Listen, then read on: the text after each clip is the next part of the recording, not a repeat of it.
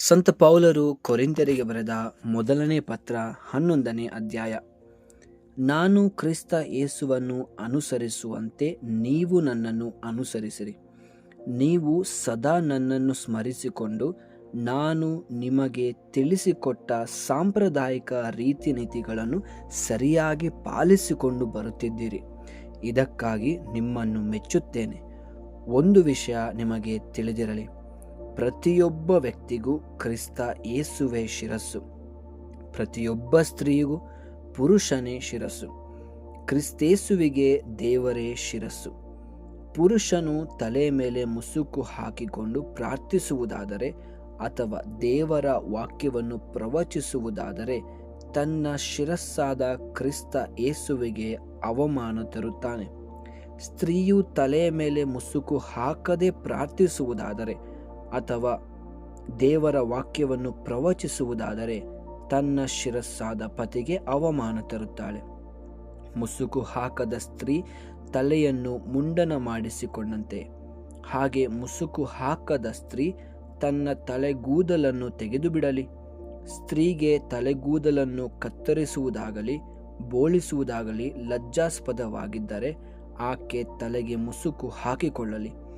ಪುರುಷನು ತಲೆಯ ಮೇಲೆ ಮುಸುಕು ಹಾಕಬೇಕಾಗಿಲ್ಲ, ಏಕೆಂದರೆ ಅವನು ದೇವರ ರೂಪ ಹಾಗೂ ಅವರ ಮಹಿಮೆಯ ಪ್ರತಿಬಿಂಬ. ಸ್ತ್ರೀಯಾದರೂ ಪುರುಷನ ಮಹಿಮೆಯ ಪ್ರತಿಬಿಂಬ. ಸ್ತ್ರೀಯಿಂದ ಪುರುಷನಲ್ಲ, ಪುರುಷನಿಂದ ಸ್ತ್ರೀ ಉತ್ಪತ್ತಿಯಾದಳು. ಅಂತೆಯೇ ಸ್ತ್ರೀಗಾಗಿ ಪುರುಷನಲ್ಲ, ಪುರುಷನಿಗಾಗಿ ಸ್ತ್ರೀ ಸೃಷ್ಟಿಯಾದಳು. ಹೀಗೆ ದೇವದೂತರ ಸಲುವಾಗಿ ಆದರೂ ಸ್ತ್ರೀಯು ಗೌರವ ಸೂಚಿಸಲು ಮುಸುಕನ್ನು ಹಾಕಬೇಕು. ಆದರೂ ಪ್ರಭುವಿನ ಮಟ್ಟಿಗೆ ಪುರುಷನಿಲ್ಲದೆ ಸ್ತ್ರೀಯೂ ಇಲ್ಲ, ಸ್ತ್ರೀ ಇಲ್ಲದೆ ಪುರುಷನೂ ಇಲ್ಲ. ಏಕೆಂದರೆ ಸ್ತ್ರೀ ಪುರುಷನಿಂದ ಉತ್ಪತ್ತಿಯಾದಂತೆ ಪುರುಷನು ಸ್ತ್ರೀಯಿಂದ ಜನಿಸುತ್ತಾನೆ. ಸಮಸ್ತವು ದೇವರಿಂದ ಹುಟ್ಟುತ್ತದೆ. ಸ್ತ್ರೀ ಮುಸುಕಿಲ್ಲದೆ ದೇವರನ್ನು ಪ್ರಾರ್ಥಿಸುವುದು ಲಕ್ಷಣವೇ? ನೀವೇ ತೀರ್ಮಾನಿಸಿರಿ. ಉದ್ದ ಕೂದಲು ಪುರುಷನಿಗೆ ಲಜ್ಜಾಸ್ಪದವೆಂಬುದು, ನೀಳ ಕೂದಲು ಸ್ತ್ರೀಗೆ ಭೂಷಣವೆಂಬುದು ಸ್ವಭಾವ ಸಿದ್ಧವಲ್ಲವೇ?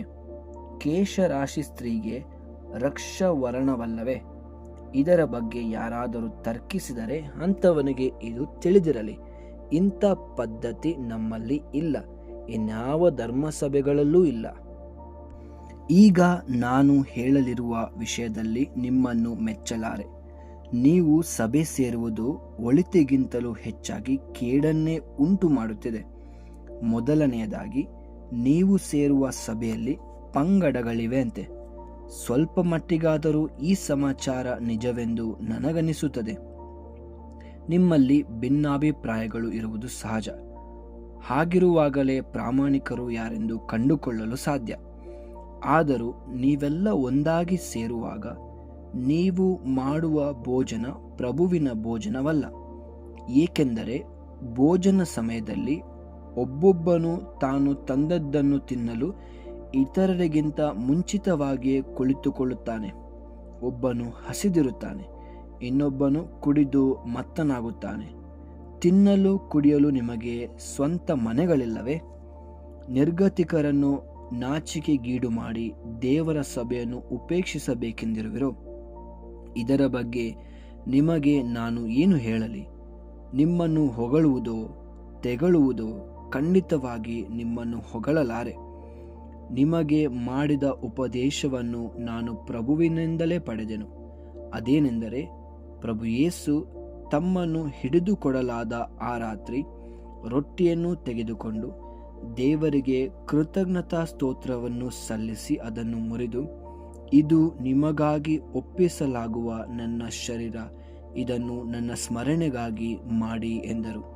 ಅಂತೆಯೇ ಭೋಜನದ ಕೊನೆಯಲ್ಲಿ ಪಾನಪಾತ್ರೆಯನ್ನು ತೆಗೆದುಕೊಂಡು, ಈ ಪಾತ್ರೆ ನನ್ನ ರಕ್ತದಿಂದ ಮುದ್ರಿತವಾದ ಹೊಸ ಒಡಂಬಡಿಕೆ, ಇದನ್ನು ನೀವು ಪಾನ ಮಾಡುವಾಗಲೆಲ್ಲ ನನ್ನ ಸ್ಮರಣೆಗಾಗಿ ಮಾಡಿರಿ ಎಂದರು.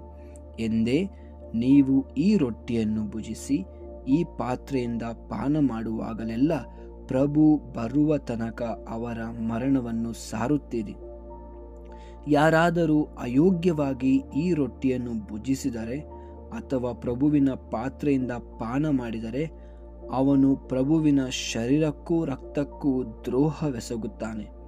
ಪ್ರತಿಯೊಬ್ಬನೂ ಮೊಟ್ಟಮೊದಲು ತನ್ನನ್ನು ಪರಿಶೋಧಿಸಿಕೊಂಡು ಅನಂತರ ಆ ರೊಟ್ಟಿಯನ್ನು ಭುಜಿಸಲಿ ಮತ್ತು ಆ ಪಾತ್ರೆಯಿಂದ ಪಾನ ಮಾಡಲಿ, ಏಕೆಂದರೆ ಅದು ಪ್ರಭುವಿನ ಶರೀರವೆಂದು ಪರಿಗ್ರಹಿಸದೆ ಭುಜಿಸಿ ಪಾನ ಮಾಡುವಾತನು ನ್ಯಾಯ ತೀರ್ಪನ್ನು ತನ್ನ ಮೇಲೆ ಬರಮಾಡಿಕೊಳ್ಳುವುದಕ್ಕಾಗಿ ತಿನ್ನುತ್ತಾನೆ, ಕುಡಿಯುತ್ತಾನೆ.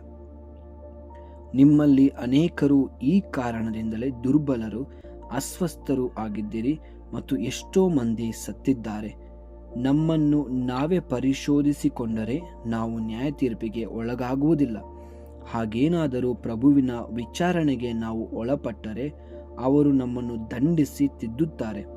ಪ್ರಪಂಚದೊಂದಿಗೆ ನಾವು ತಪ್ಪಿತಸ್ಥರಾಗದಂತೆ ಮಾಡುತ್ತಾರೆ. ಆದ್ದರಿಂದ ಪ್ರಿಯ ಸಹೋದರರೇ, ಪ್ರಭುವಿನ ಭೋಜನಕ್ಕಾಗಿ ನೀವು ಒಂದಾಗಿ ಸೇರುವಾಗ ಒಬ್ಬರಿಗೊಬ್ಬರು ಕಾದುಕೊಂಡಿರಿ. ನೀವು ಹಸಿವು ನೀಗಿಸಿಕೊಳ್ಳುವುದಕ್ಕಾಗಿ ಸಭೆಗೆ ಬರುವುದಾದರೆ ಮನೆಯಲ್ಲೇ ಊಟ ಮಾಡಿ. ಆಗ ಸಭೆ ಸೇರಿ ನೀವು ನ್ಯಾಯ ವಿಚಾರಣೆಗೆ ಗುರಿಯಾಗುವುದಿಲ್ಲ. ಇನ್ನುಳಿದ ವಿಷಯಗಳನ್ನು ನಾನು ಬಂದು ಇತ್ಯರ್ಥ ಮಾಡುತ್ತೇನೆ.